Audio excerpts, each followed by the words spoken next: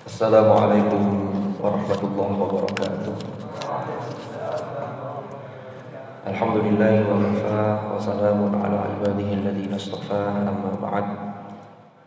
Ulama al-kiram yang sama-sama kita hormati, kita taati, jajaran pengasuh Ma'had Sunan Ampel Al-Ali, wabil khusus Romo Kiai Hamzawi, para murabbi Ma'had Sunan Ampel Al-Ali, para musyrif dan juga adik-adik mahasantri.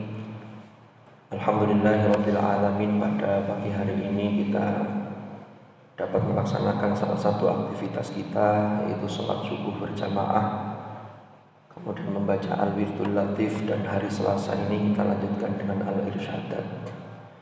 Mudah-mudahan apa yang kita laksanakan ini senantiasa mendapatkan ridha Allah Subhanahu wa taala. Para hadirin rahimakumullah, pada kesempatan pagi hari ini irsyadnya yaitu hadis yang nomor 5 di dalam atau dari kitab Al-Arba'in An-Nawawiyah, Al-Hadithul Khamis, an ummil mu'minina ummi Abdillah Aisyah radhiyallahu anha qalat qala Rasulullah sallallahu alaihi wasallam man ahdatha fi amrina hadza ma laysa minhu fahuwa raddun, rawahul Bukhari wa Muslim. Wa fi riwayatin li Muslimin man amila amalan laysa alaihi amruna fahuwa raddun. Terjemah maknanya adalah dari Ummil Mukminin, Ummi Abdillah, yaitu Sayyidah Aisyah radhiyallahu anha. Beliau berkata bahwasanya Rasulullah bersabda, man ahdatsa fi amrina hadza ma laysa minhu fahuwa raddun. Barang siapa yang membuat hal-hal yang baru fi amrina hadza, dalam perkara atau dalam urusan kami ini, yaitu terkait dengan agama, ma laisa minhu, yang mana itu tidak ada darinya, tidak bersumber darinya, fahuwa raddun, maka itu adalah tertolak. Di dalam riwayat lain, riwayat Muslim, itu matanya man amila amalan laisa alaihi amruna fahuwa raddun.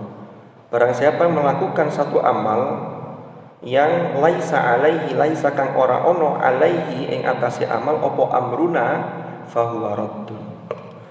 Para adik-adik mahasantri rahimakumullah, hadis ini pertama,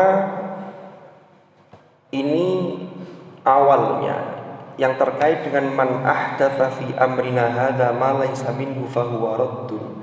Ini adalah persoalan-persoalan yang terkait dengan akidah. Rasulullah sallallahu alaihi wasallam itu mengajarkan keseimbangan. Kita ini sebagai umat yang wasata, wa kadzalika ja'alnakum ummatan wasata. Tetapi kemudian seiring berjalannya waktu, ternyata muncul hal-hal yang baru.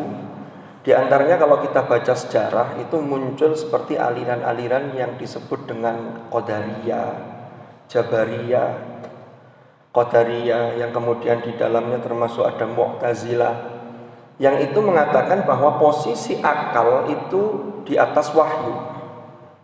Nah, ini kan berarti mengadang-adangkan sesuatu yang baru, yang mana di zaman Rasulullah sallallahu alaihi wasallam itu tentunya inilah yang kita yakini sebagai i'tiqad Ahlus Sunnah wal Jamaah, bahwa wahyu itu yang membimbing kita, dan wahyu itu posisinya paling tinggi. Para hadirin rahimakumullah, lalu kemudian hal ini kemudian terus berkembang sehingga ini bahkan saat ini ada sekelompok orang yang mengatakan bahwa hal-hal yang baru itu adalah hal-hal yang tidak dicontohkan oleh Rasulullah sallallahu alaihi wasallam. Nah, ini termasuk mengarah kepada hal-hal yang Rasulullah tidak melakukan. Contohnya apa? Maulid, perayaan Maulidur Rasul sallallahu alaihi wasallam. Padahal Yang dimaksud ahdatsa di sini yang harus kita garis bawahi adalah ma laisa minhu. Itu yang ngarang-ngarang yang tidak ada dasarnya. Terlebih hal-hal yang sifatnya memang usul, yang pokok. Seperti sholat zuhur 4 rakaat. Lalu kok ada aliran yang mengatakan sholat zuhur itu ditambahi karena siang hari lagi semangat-semangatnya jadi 5. Lah ini tidak boleh. Itu berarti betul-betul man ahdatsa. Rasulullah dawuh, "Shallu kama ra'aitumuni usolli." Lalu diganti bahwa agar kita faham maka sholat diganti dengan bahasa kaum masing-masing sehingga diganti sholat berbahasa Indonesia. Ini tidak boleh karena ini man ahdatsa. Tetapi kalau kita lihat dalam prakteknya memang kita tidak bisa kalau hanya murni. Artinya murni itu begini, sesuai apa yang tidak dicontohkan Rasulullah maka tidak boleh, ini tidak bisa. Kita ambil contoh saja misalnya jam'ul mushaf, kodifikasi Al-Quran menjadi satu mushaf itu pada masa Rasulullah belum ada. Ya, maka hadis ini sangat terkait erat dengan hadis yang sering digunakan oleh beberapa kelompok sebagai senjata untuk menjustifikasi kelompok lain bahwa kelompok lain itu melakukan sesuatu yang bid'ah. Kullu bid'atin dhalalah. Lanjutannya lagi wa kullu dhalalatin finnar. Nah, ini perlu ditegaskan di sini. Kul itu, lafadz kullu itu ada kul yang memang kul itu maknanya kulliyah, yaitu menyeluruh. Jadi ini sudah umum seluruhnya. Contohnya adalah dalam Al-Quran kullu nafsin dha'iqatul maut. Ini tidak bisa yang ada yang lepas dari dha'iqatul maut. Selama makhluk itu pernah merasakan hidup, maka pasti akan ngicipi kematian. Nah, itu kul yang bermakna kulliyah. Tapi ternyata kul itu tidak semuanya punya arti keseluruhan secara totalitas.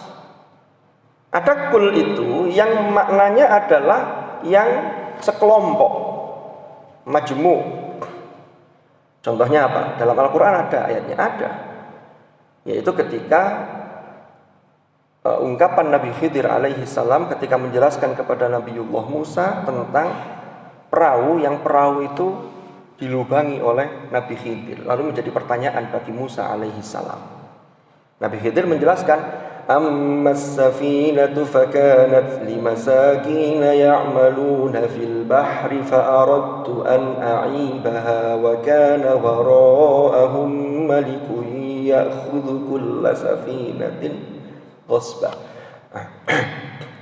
Kulla safinatin ghasba, ternyata kul di situ maknanya tidak semua kapal. Kenapa? Karena dengan kapal yang dilubangi oleh Nabi Khidir itu, kapal itu tidak jadi dirampas. Karena yang dirampas itu hanya safinatin yang solihatin, perahu yang bagus. Berarti kul di situ maknanya tidak seluruhan.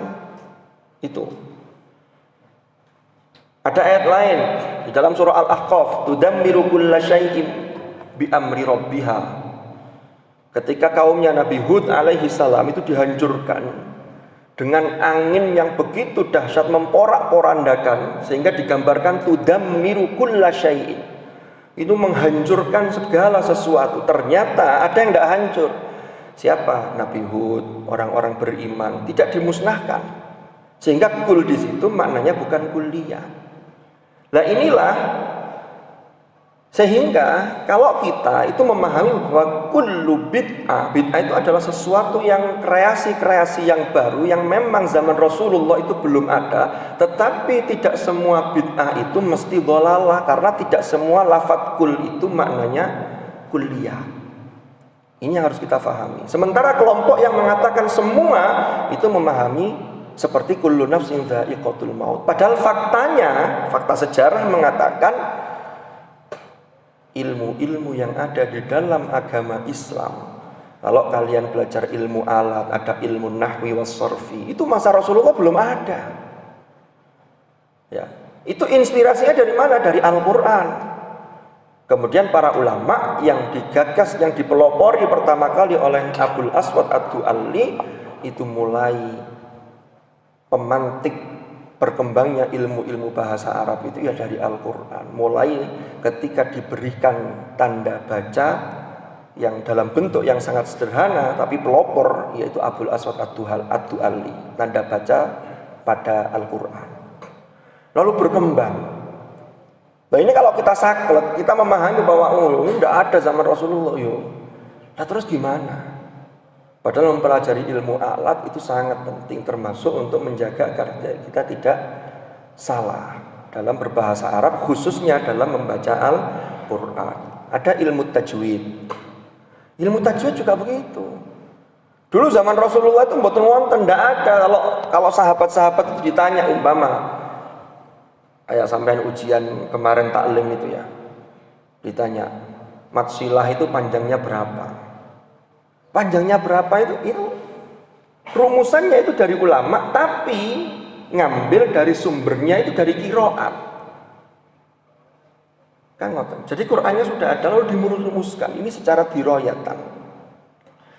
Makanya kita ini yang belajar di UIN Maulana Malik Ibrahim ini, lalu kita juga di Ma'had, ini tentunya harus memahami termasuk hadis-hadis yang bicara tentang man ahdatsa lalu kullu bid'ah tadi itu, sehingga tidak gampang-gampang lalu mengatakan bahwa orang ini melakukan bid'ah. Lalu kalau bid'ah sudah pasti dhalalah. Makanya Imamuna Asy-Syafi'i radhiyallahu an itu membagi kategori bid'ah atau sesuatu yang baru itu ada yang disebut dengan yang baik, ada yang disebut dengan bid'ah yang buruk, yang sayyi'ah. Yang ini yang mengantarkan kepada dhalalah.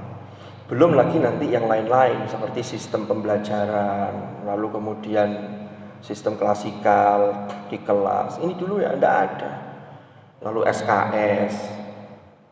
Jadi memang kreasi-kreasi itu diperbolehkan selama tidak bertentangan, apalagi kalau kemudian naudzubillah kreasi itu justru adalah sebuah kemungkaran. Ini yang tidak boleh dilakukan. Termasuk peringatan Maulidur Rasul Sallallahu Alaihi Wasallam. Di masyarakat kita ini alhamdulillah kita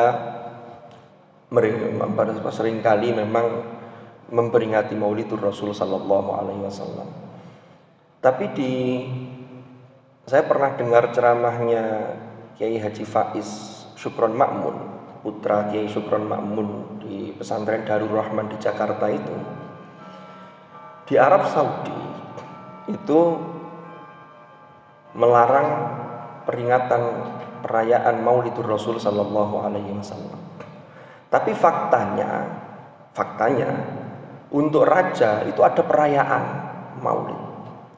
Nah ini kan sehingga kontradiktif. Kalau untuk Rasulullah makhluk spesial yang luar biasa, ini kok tidak boleh. Lalu kemudian kalau untuk raja kok diperingati. Jadi memang kadang itu larangan-larangan itu bersifat teoritis, tapi prakteknya itu tidak bisa lepas. Pasti melakukan bid'ah. Bahkan Kiai Faiz Syukron Ma'mun itu menjelaskan, itu kalau Ramadan di malam-malam terakhir itu Syekh Abdurrahman As-Sudais atau Syekh siapa itu yang imam di Haram, itu kalau doa itu kan panjang sekali. Jadi sampai mendoakan beberapa kaum muslimin yang di negara-negara yang sedang dalam kondisi perang, contohnya di Palestina dan seterusnya. Itu doa yang panjang itu Rasulullah SAW dulu tidak pernah. Bahkan sholat tarawih itu Rasulullah tidak terlembaga dengan sholat berjamaah. Itu Rasulullah hanya keluar sekitar 3 hari, lalu kemudian di malam berikutnya beliau tidak keluar. Baru kemudian pada masa Umar Ibnul Khattab sholat tarawih dilembagakan. Kita bersyukur karena atas jasa Sayyidina Umar sehingga sholat tarawih itu dipakai berjamaah bersama-sama di masjid. Wong jamaah di masjid saja itu loh yang tidak tarawih itu banyak. Apalagi seumpama tidak mau jamaah di masjid hanya gara-gara Rasulullah tidak pernah tarawih kayak begini 20 rakaat. Ya tambah kalau sing tarawih. Sudah di masjid saja kadang-kadang masyarakat kita, ini kecuali santri Ma'had Sunan Al-Ampel ini ya. Kalau sama santri apalagi yang rajin-rajin, ini kan tinggal seleksi alam. Kalau sudah UAS, jamaahnya tinggal segini. Kemarin sebelum UAS itu kan biasanya Selasa yang lalu kan full sampai belakang. Tapi hanya kuantitas. Kualitasnya ternyata apa? Ketika baca Al-Wirdul Latif juga sudah masuk dalam wilayah mimpi. Nah kalau ini kan melek semua ini. Karena kalau tidur ketoro terlihat. Oke. Saya kembali ke yang tadi. Jadi kadang sholat tarawih itu di masyarakat kita orang-orang itu banyak yang milih, kalaupun mau sholat tarawih itu milih yang paling cepat. Kadang ono masih wongi biasanya tradisinya tarawih 20, itu kadang ada yang nyari 8. Bukan karena sisi argumentasi dari dalil, tetapi karena golek cepet. Kalau ditanya timbangan gak tarawih, lo kan ini jadi masalah juga. Jadi kembali kepada materi kita, bahwasannya yang perlu digarisbawahi adalah ma laisa minhu. Kalau sudah bertentangan, lalu kemudian tidak ada dasarnya, ngarang-ngarang, apalagi itu hal-hal yang prinsip, maka itulah yang kita tolak, yaitu sebagai bentuk kemungkaran. Tetapi selama masih sejalan, maka ini okelah kalau dikatakan bid'ah, tapi bid'ah yang hasanah, karena tidak semua lafal kul itu maknanya adalah kul secara totalitas. Saya kira itu mudah-mudahan apa yang kita bahas pada pagi hari ini menjadi ilman nafi'an mubarakan fid dini wad dunya wal akhirah. Wallahul muwaffiq ila aqwamit thariq. Hadanallahu wa iyyakum ajma'in. Al-'afwa minkum. Assalamualaikum warahmatullahi wabarakatuh.